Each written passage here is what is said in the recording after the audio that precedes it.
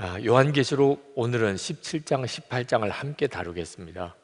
이 요한계시록 17장, 18장은 사탄의 왕국인 바벨론이 멸망하는 이야기입니다. 요한계시록 16장 끝부분에서 바벨론의 멸망에 대한 언급이 잠깐 나오는데 17장, 18장에 걸쳐서 그 바벨론의 실체와 그리고 그 멸망에 대하여 자세하게 말씀하고 있습니다. 이 말씀에 보면 주님이 요한에게 큰 바다 위에 앉아있는 한 창녀를 보여줍니다. 그가 바벨론입니다. 백성들과 무리들과 민족들과 언어들 위에 앉아서 온 세상 모든 열방이란 뜻이죠. 세상의 임금들을 다스리는 통치권을 가진 큰 도시 바벨론이라고 그렇게 말씀하고 있습니다. 여러분, 바벨론을 그냥 한마디로 말하면 하나님을 부인하는 세상입니다. 여러분들이 이 세상에 나가 사는 동안에 세상이 하나님을 부인하고 있다는 것에 대해서는 다 경험상 아실 겁니다. 그러나 그 배후에 사탄의 세력, 바벨론이 있다는 것에 대해서는 잘 이해하기 쉽지 않고 또 믿어지지 않는 분들도 있으실 겁니다. 그러나 여러분, 반드시 기억해야 합니다. 바벨론, 악한 세력이 모든 나라의 정부를 사실상 뒤에서 조종하고 사람들의 마음속에 하나님을 부인하고 그리고 음란과 방탕으로 살고 돈만 제일로 여기게 만드는 그런 무서운 힘이 역사하고 있다는 것을 꼭 기억해야 합니다. 이것은 영적으로 분별할 수 있는 일이기 때문에 사람들의 눈에는 보이지 않지만 이 분별이 없이는 하나님 앞에 바로 서지 못합니다. 오늘 이 시간 여러분에게 성령께서 역사하셔서 이 세상을 사실상 지배하고 있는 이 바벨론에 대하여 눈이 뜨여지는 역사가 있기를 축복합니다. 성경은 하나님을 떠나서 세상을 사랑하게 되는 것을 음행이라고 말합니다. 남편이 있는 여인이 남편 외에 다른 남자와 간음하는 것을 상징적으로 묘사한 거죠. 지금 우리가 살고 있는 세상은 너무나 분명하게 하나님을 부인하는 세상이 되어가고 있습니다. 전통적으로 기독교 국가였던 유럽에 있는 나라들, 미국조차도 실제로 그 안에 들어가 보면 대부분이 하나님을 부인하고 살아가고 있습니다. 진화론, 이제는 교과서에 정설로 되어 가르치고 있고 그리고 동성애 합법화는 지금 전 세계의 추세고 우리나라도 이 문제가 매우 민감한 문제가 되어가고 있습니다. 하나님 무시하고 부인하고 성경 말씀의 기준 이제는 다 떠나는 그런 세상에 우리가 살고 있습니다. 근데 하나님을 부인하게 되면 반드시 사람들이 윤리적으로 타락하게 됩니다. 심판하시는 하나님이 없으시니까 탐욕과 음란을 막을 방법이 없습니다. 그래서 우리가 사는 세상이 아주 음란한 세상이 되어가고 있는 겁니다. 음란물로 인해서 사람의 인격이 파괴되고 가정이 파괴되고 사회가 무너지는 것을 뻔히 알면서도 음란이 퍼지는 것은 상상을 초월합니다. 요즘은 초등학교 아이들까지 음란물을 보는 세상이 되었습니다. 이 아이들이 나중에 성인이 되면 어떻게 될까? 정말 생각만 해도 두려운 일입니다. 돈과 이 음란이 결탁했습니다. 음란 산업은 돈 엄청나게 버는 산업입니다. 그래서 막을 방법이 없는 겁니다. 여러분, 혹시 여러분 중에 은근슬쩍 음란물 보시는 분 있으실 겁니다. 이제는 정신 차려야 합니다. 그건 완전히 마귀에게 힘을 쏟아부어 주는 것입니다. 이 바벨론이 가지고 있는 특징 중에 하나는 교회와 성도들을 무자비하게 핍박하는 것입니다. 6절에 보면 그리고 나는 그 여자가 성도들의 피와 예수의 증인들의 피에 취하여 있는 것을 보았습니다. 얼마나 피를 흘렸으면 피에 취할 정도가 됐겠습니까? 지금 전 세계에서 가장 핍박받는 종교, 가장 많은 순교자를 지금도 내고 있는 종교가 기독교입니다. 우리는 그런 나라에 살지 않으니까 실감이 안 나지만 바로 위에 북한만 보면 정말 무섭도록 기독교를 핍박하고 있습니다. 주님이 요한에게 이 바벨론이 교회와 성도들을 어떻게 핍박하고 성도들을 죽였는지를 그 영적인 실상을 보여주게 되니까 요한이 기절할 정도로 놀랍니다. 6절에 내가 그 여자를 보고 크게 놀라니, 요한이 너무 놀라니까 천사가 왜 놀라느냐 하면서 요한의 마음을 다독거려서 이 바벨론과 음녀와 짐승의 실체를 설명해 주시기까지 했습니다. 여러분, 우리도 영적인 눈이 뜨이지 않아서 그렇지 실제로 영적인 실상을 다 보게 된다면 아마 소름 끼쳐서 살아가기 어려울 겁니다. 물론 그러니까 마귀, 귀신 하고 살라는 말은 아닙니다. 우리가 이 세상에 살면서 영적인 분별은 명확하게 해야 한다는 겁니다. 이 말과 이 생각과 이 일이 주님으로부터 온 것인지 아니면 마귀로부터 온 것인지에 대한 분별을 반드시 하고 살아야 합니다. 왜냐하면 바벨론은 결국은 반드시 멸망하게 될 것이기 때문입니다. 요한계시록 17장 11절에 마침내 멸망하여 버릴 자다, 그렇게 말씀했습니다. 여러분, 이 바벨론이 멸망할 것이라는 것을 정말 아는 사람과 모르는 사람은 살아가는 삶이 180도 다릅니다. 세상 보는 눈이 완전히 달라지기 때문에 그렇습니다. 계시록 18장에 가면 이제 이 바벨론이 멸망하는 선언이 나옵니다. 하늘로부터 아주 힘이 있는 천사가 내려오는데 그 영광이 얼마나 대단한지 온 땅이 환하게 밝아졌다고 그랬습니다. 근데 이 천사가 큰 소리로 외치는 겁니다. 계시록 18장 2절에 무너졌다, 무너졌다, 큰 도시 바벨론이 무너졌다. 천사가 이렇게 크게 외치는 것은 바벨론이 무너지는 것이 상상이 안 되고 믿어지지 않을 정도로 놀라운 일이기 때문에 그렇습니다. 아니, 천사가 놀랄 일이 뭐가 있겠습니까?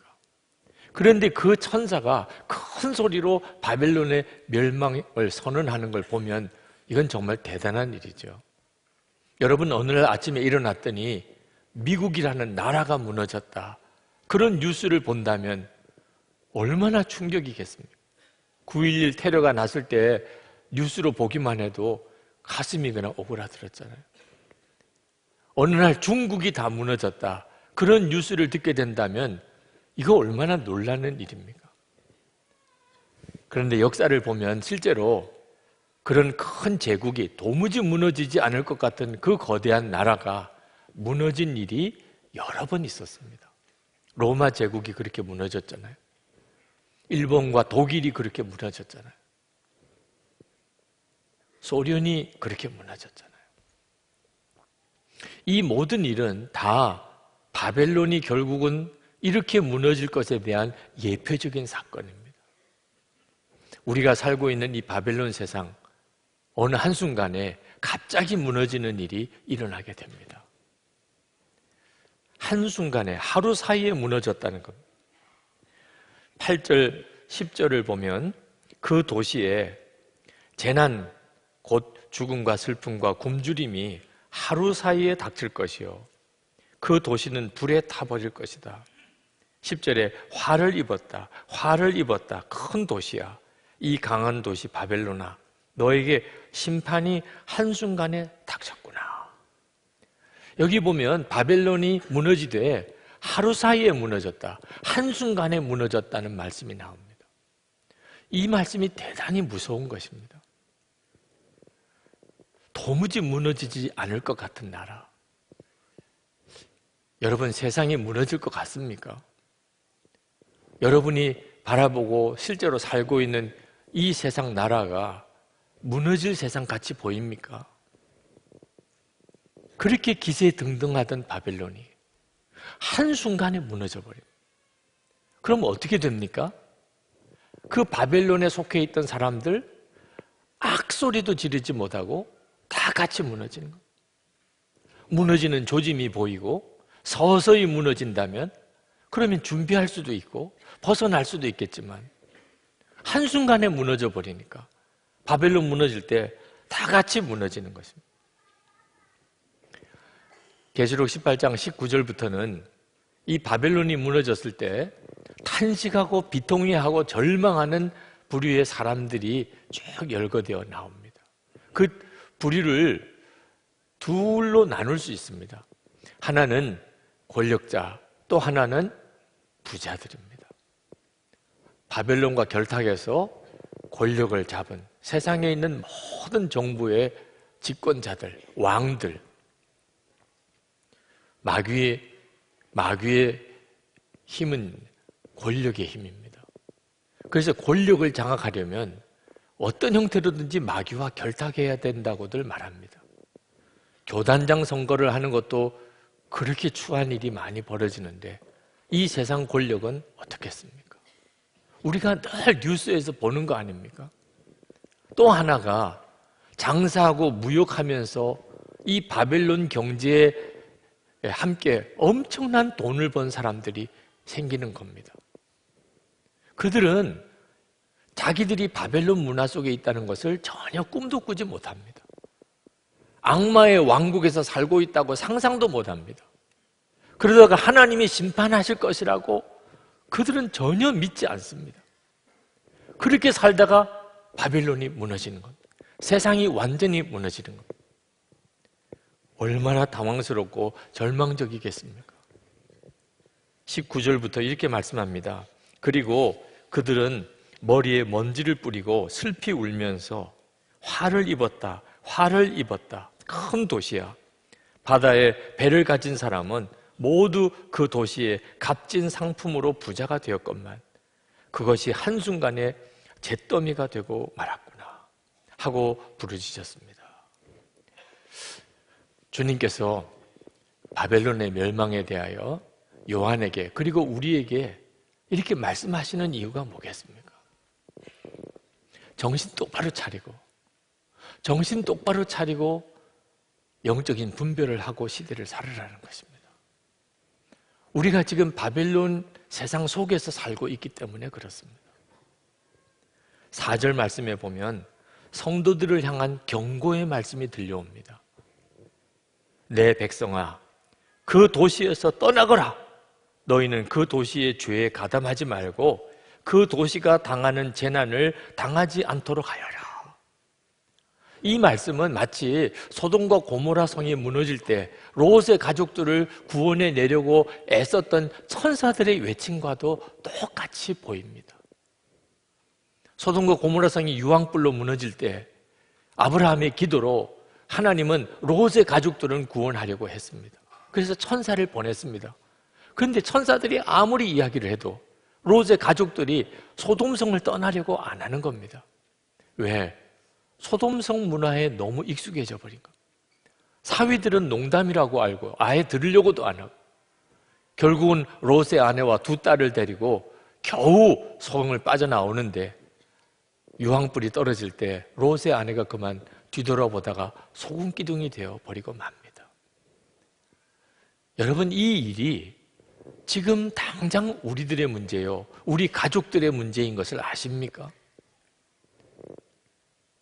얼마나 많은 성도들조차도 바벨론에 완전히 취해서 살고 있습니다. 바벨론에서 벗어날 기회가 우리에게 주어졌다 하더라도 깨닫지도 못합니다. 분별을 못하니까 그렇습니다. 예수님께서 분명히 마귀를 세상 임금이라고 했습니다. 요한복음 12장 31절에 이제 이 세상에 대한 심판이 이르렀으니 이 세상의 임금이 쫓겨나리라. 여러분, 우리가 지금 살고 있는 세상이 바벨론 세상인 겁니다. 바벨론 세상의 특징이 모든 게 다 돈입니다. 그래서 계속 돈하고 살게 만드는 겁니다.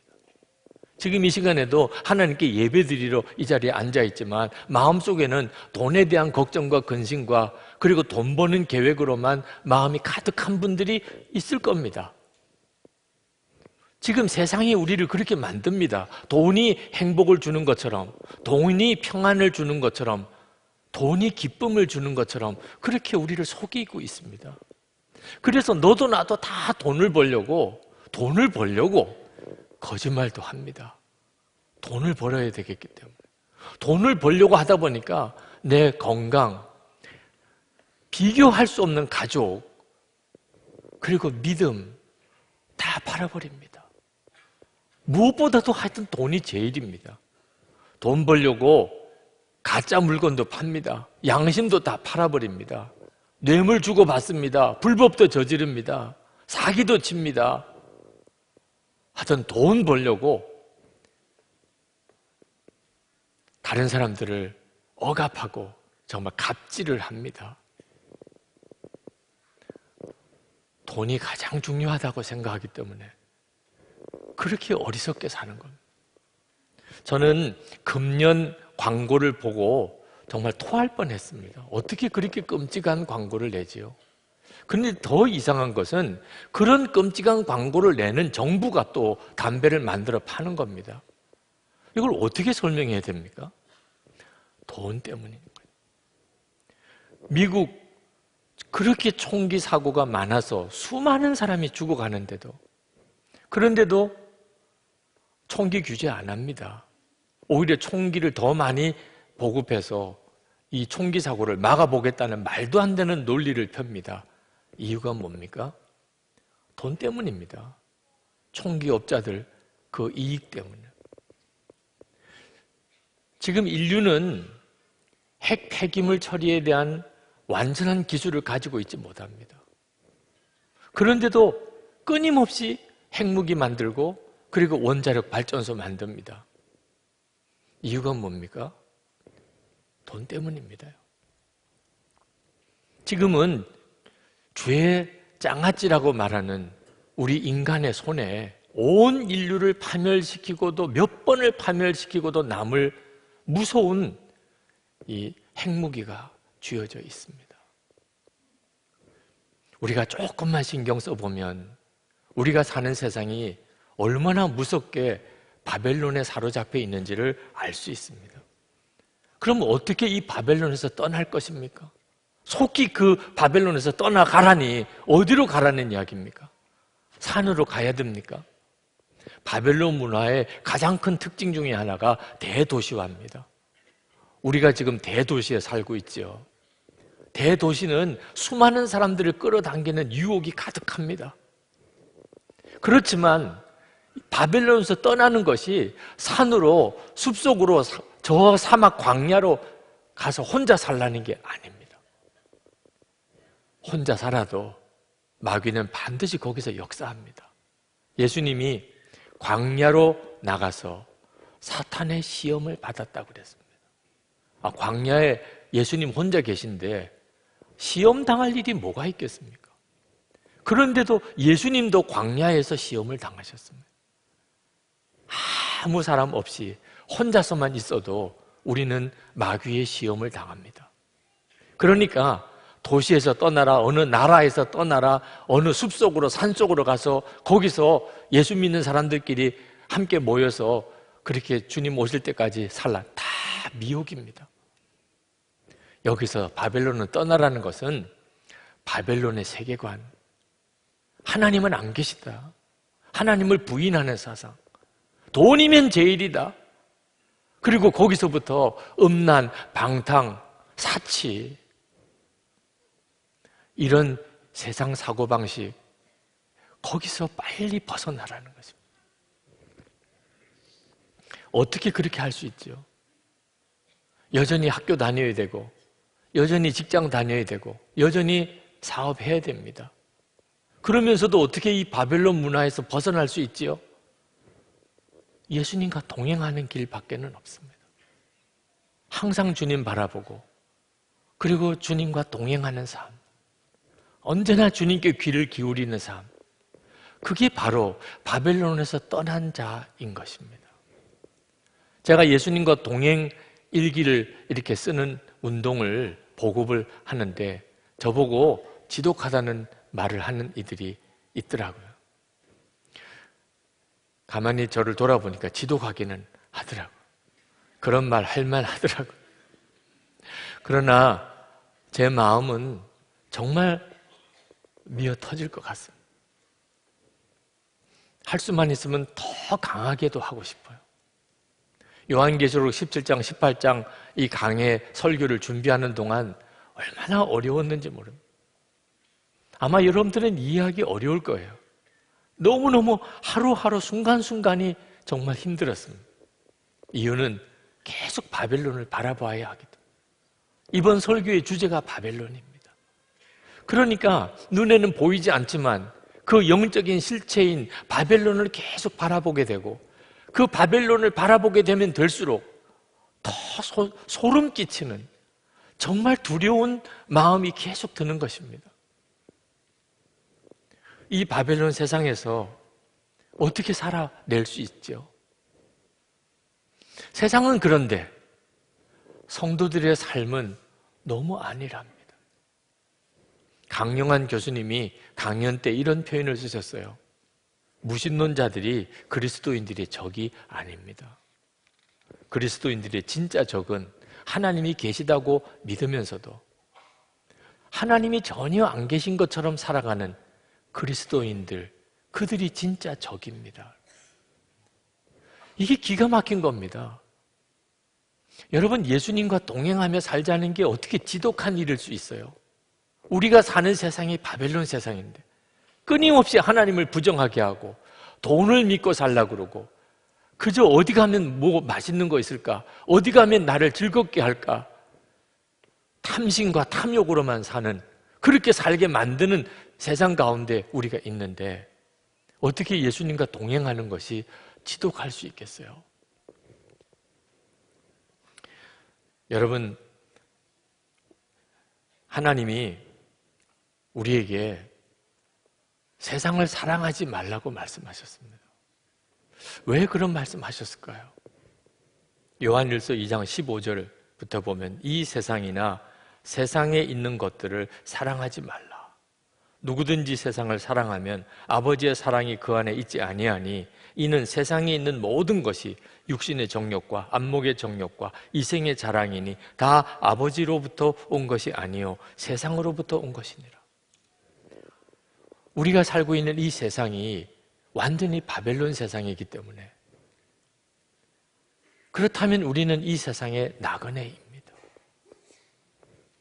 히브리서 11장 13절에 이 사람들은 다 믿음을 따라 죽었으며 또 땅에서는 외국인과 나그네임을 증언하였으니, 이 세상이 바벨론 세상이니 여기는 우리가 온전히 거할 곳이 아닙니다. 여기서 학교도 다니고 또 직장도 다니고 또 사업도 해야 하지만 우리는 신분상 외국인이고 이방인, 나그네일 뿐입니다. 그런데 우리가 세상을 사랑하게 되면 어떻게 됩니까? 바벨론이 멸망할 때 다 같이 멸망하는 자가 될 뿐입니다. 저는 하나님의 나라에 대해서 진짜 눈이 뜨이기 전에 그때 이미 목사였습니다. 그때 제 꿈은 공부 많이 하고 그리고 다른 어느 목사님보다도 큰 교회 담임 목사가 되고 아주 설교 잘한다는 그런 평가를 듣고 그리고 우리 가족들 부족함이 없이 넉넉하게 잘 사는 것, 참 부끄럽지만 그때 제 마음의 소원은, 꿈은 그거였습니다. 천국에 대한 설교를 했지만 실제로 제가 바라보는 것은 이 세상이었기 때문에 눈이 뜨이지 않았으니까. 하나님의 나라에 대하여 눈이 뜨이고 난 다음에 그것이 얼마나 부끄럽고 죄스러운지 견딜 수가 없었어요. 바벨론 세상만 바라보고 사는 사람은 지금 자기가 잘 가고 있는지 못 가고 있는지 구분을 못합니다. 우리가 이 세상에서 살지만 바벨론에 속한 자가 되지 않으려면 예수님과 동행하는 것밖에는 길이 없습니다. 데살로니가 전서 5장 10절에 예수께서 우리를 위하여 죽으사 우리로 하여금 깨어있든지 자든지 자기와 함께 살게 하려 하셨느니라. 예수 믿는다는 게 뭡니까? 예수님이 왜 우리를 위해 죽으셨습니까? 우리가 깨어있든지 또는 자든지 예수님과 함께 살게 하려 함이라는 거예요. 어느 목사님이 예수 믿는다는 것은 예수님과 함께 평생 배낭여행하는 거다, 이런 표현을 하셨는데 정말 손뼉을 치면서 기가 막힌 표현이라고 생각했습니다. 여러분, 우리가 예수 믿고 사는 것은 예수님과 함께 이제 평생 배낭여행하는 겁니다. 배낭여행 해보셨습니까? 배낭 하나 메고 그리고 어디서 살지 어디로 갈지 그저 정해두지 않은 삶을 사는 거죠. 예수님과 배낭여행 해야 되니까 죽자고 예수님만 붙잡고 살아야죠. 배낭 붙잡고 살 겁니까? 죽자고 예수님 붙잡고 사는 거예요. 우리가 이 세상 사는 삶의 방식입니다.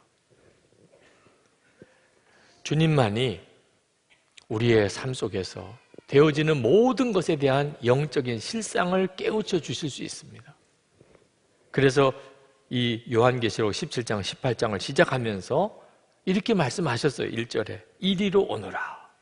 큰 바다 물 위에 앉은 큰 창녀가 받을 심판을 보여주겠다. 이 세상을 보는 눈을 열어주실 분 주님, 우리와 함께 계시는 주님을 바라보게 해주시는 분도 주님이십니다. 여러분, 예수님을 믿었다면 이제 예수님을 진짜 만나야 합니다. 중세 어느 수도원에 한 수도사가 수도 원장을 찾아와서 아주 따졌습니다. 그 수도원에 수도사가 되려고 수련자들이 이렇게 와서 수련을 하는데 많은 사람이 떠나가는 겁니다. 그런데 수도 원장이 그들을 붙잡으려고 하지 않아요. 그래서 수도 원장을 찾아와서 원장님, 수련자들이 떠나는데 왜 안 붙잡으시나요? 그랬더니 그 수도 원장이 눈을 한참을 감고 있다가 그 수도사에게 이야기 하나를 해주었습니다. 어떤 사람이 사냥을 하려고 사냥개들을 데리고 사냥을 나왔는데 토끼 한 마리를 발견한 개가 무섭게 짖으면서 그 토끼를 쫓아갑니다. 그러면 다른 개들은 토끼를 보진 않았지만 이 개가 쫓아가는 것을 따라서 다 같이 컹컹거리면서 쫓아간다는 겁니다. 그런데 한참을 쫓아가다가 이제 너무 시간이 많이 걸리거나 또는 여러 장애물들이 생기면 그렇게 쫓아가던 개들은 하나둘 다 돌아온다는 거예요.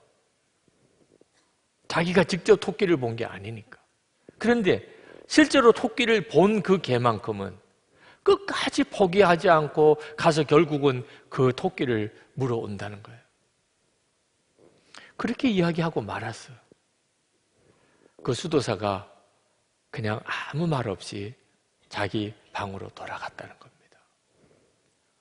예수님을 진짜 만난 사람과 예수님이 계시되더라 이렇게 생각하고 예수 믿는 사람은 바벨론 세상에서 쫙 갈라집니다. 주님을 실제로 만나지 못한 사람은 끝까지 주님을 따라가지 못합니다. 그래서 24시간 주님을 바라보시라고 그렇게 권하는 겁니다. 저는 지금 전도 집회를 하는 심정입니다. 오늘 이 시간 이렇게 설교를 들으시는 여러분 모두가 다 구원받은 자, 주님 앞에 설 그 사람이겠습니까? 한 사람도 빠짐없이 다 우리가 함께 그렇게 주님 앞에 설 수 있겠습니까? 그 점이 제 마음을 두렵게 만듭니다. 여러분, 요한계시록 왜 읽습니까? 이제는 진짜 구원받은 성도가 되게 하기 위하여 우리에게 요한계시록을 읽게 하신 것입니다. 그러므로 요한계시록을 읽으면서 세상 보는 눈도 떠야 되고 그리고 진짜 주를 바라보는 눈도 여러분 뜨셔야 합니다. 저는 저 자신의 육신 속에 얼마나 무섭고 더러운 죄가 많은지를 계속 실감하고 삽니다. 그래서 저는 계속 주님을 붙잡으려고 하는 것입니다. 저는 마귀가 얼마나 저를 무너뜨리려고 넘어지게 하려고 역사하는지 생생히 경험하고 삽니다.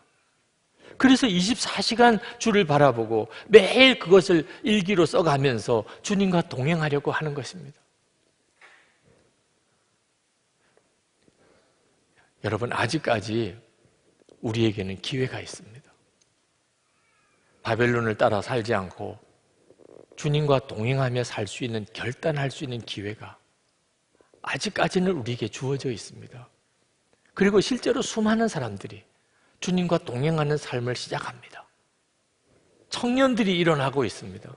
신학생들 가운데 그 역사가 일어나고 있습니다. 오늘 이 시간 여러분의 마음의 심령에도 세상을 보는 눈을 분명히 뜨고 바벨론에 속한 자처럼 살지 않고 주님 바라보며 세상을 보는, 시대를 분별하는 영적인 눈이 뜨여져서 정말 구원받은 자로 살게 되기를 축복합니다. 그렇게 주님 앞에 서게 되기를 축복합니다. 우리 다 일어나셔서 마틴 루터가 작사 작곡한 내주는 강한 성이요, 이 찬송 같이 부르시고 기도하겠습니다.